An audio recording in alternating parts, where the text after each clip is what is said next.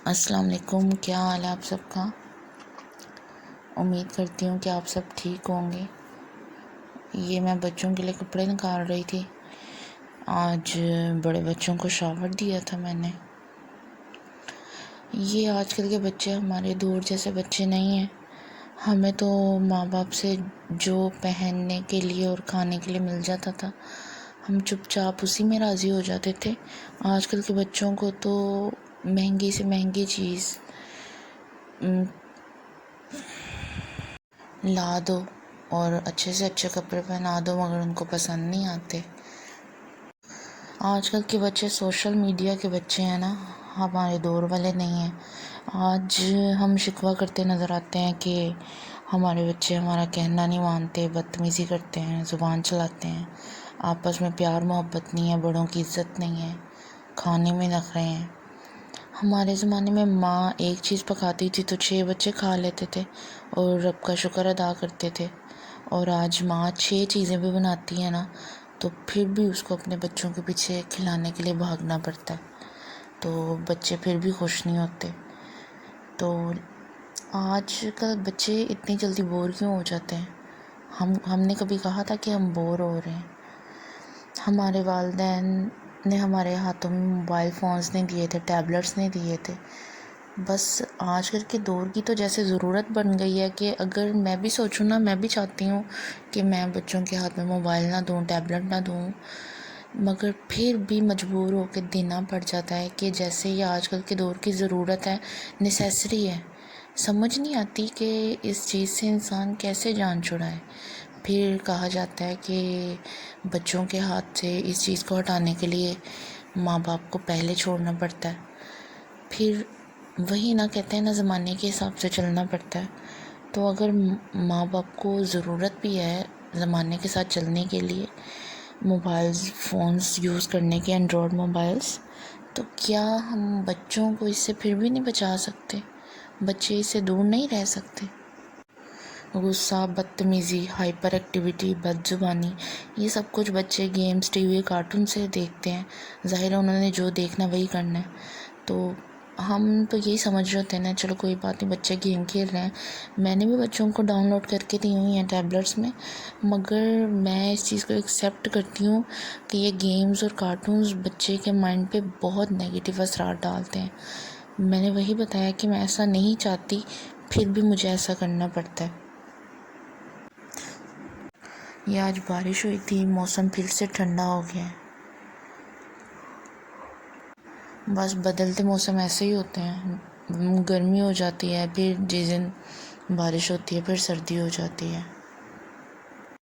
اچھا، تو ہم بات کر رہے تھے بچوں کی، تو کیا ہم نے رات کو سوتے ہوئے کبھی اپنے بچوں کو نبی پاک کی زندگی کے واقعات سنائے؟ کیا ہم نے کبھی بتایا کہ قرآن کی فلاں آیت کیوں اور کیسے نازل ہوئی؟ ہم تو خود ان چیزوں سے بہت زیادہ پیچھے ہیں۔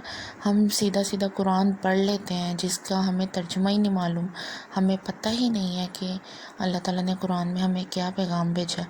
ہم صبح اٹھتے ہیں، ہمیں اپنا موبائل فون چیک کرنے کی تو فکر رہتی ہے کہ ہمیں کسی کا میسج تو نہیں آیا، مگر کیا ہمیں یہ فکر نہیں ہے کہ ہم قرآن کھول کے دیکھیں کہ اللہ نے ہمیں کیا میسج دی ہے، جس کا جواب ہم نے اللہ کو اوپر جا کر دینا ہے، اور ہمیں معلوم ہے، اور پھر بھی ہم اتنی غفلت میں ہیں۔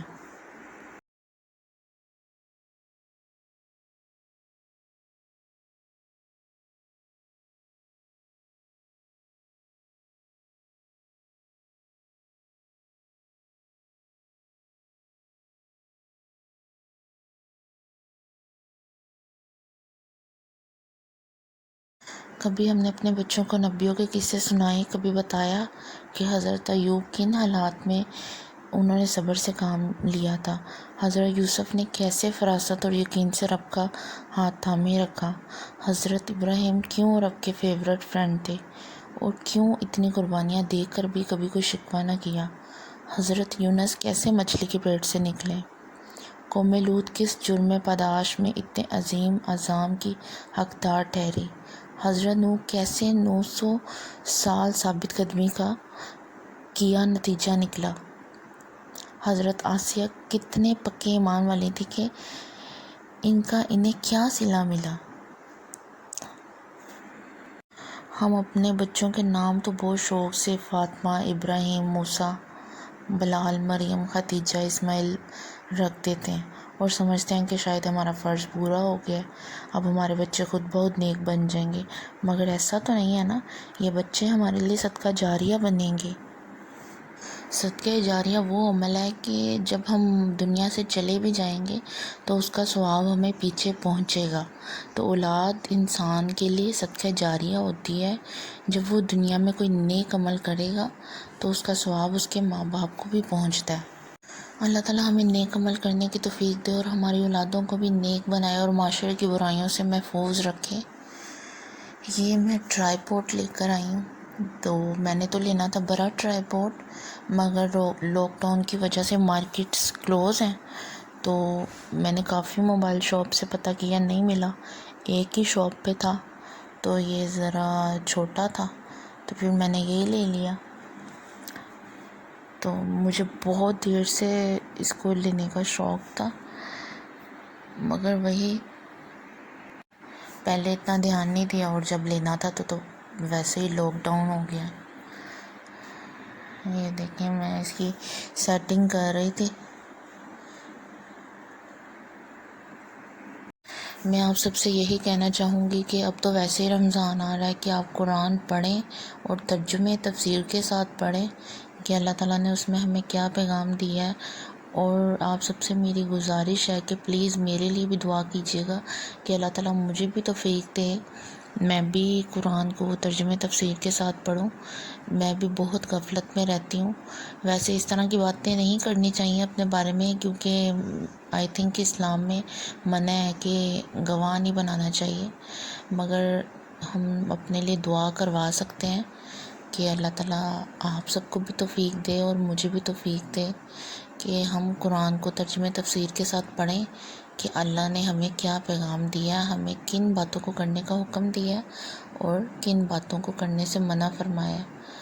ہمیں ابھی بہت سی باتوں کا نہیں پتہ، ہم اسلام کو لے کے کنفیوز رہتے ہیں، ایسا ہے یا نہیں ہے، تو کوئی کسی نے کہہ دیا تو مان لیا، کوئی کسی نے کہا یہ نہیں ہے تو ہم نے کہا نہیں ہے۔ تو جب ہم قرآن کو ترجمے تفسیر کے ساتھ پڑھ لیں گے اور احادیث کو پڑھیں گے تو ہمیں کسی بھی قسم کی کوئی کنفیوژن نہیں ہوگی، ہمیں خود پتہ ہوگا کہ اللہ تعالیٰ نے یہ فرمایا یا نہیں فرمایا۔ میں ڈاکٹر ذاکر نائک سے بہت زیادہ امپریس ہوں، ماشاءاللہ بہت ہی قابل ہیں وہ، اور ماشاءاللہ ان کی میموری، ماشاءاللہ اللہ تعالیٰ ہر شخص کو توفیق دے۔ یہ دیکھیں لاسٹ میں یہ پکچر کتنی پینفل پکچر ہے۔ یہ اولڈ لیڈی بتا رہی ہے کہ یہ وہ لوگ ہیں جو کرونا سے مرے اور یہ وہ ہیں جو بھوک سے مرے۔ اپنا بہت سارا خیال رکھیے گا، دعاؤں میں یاد رکھیے گا۔ اللہ حافظ۔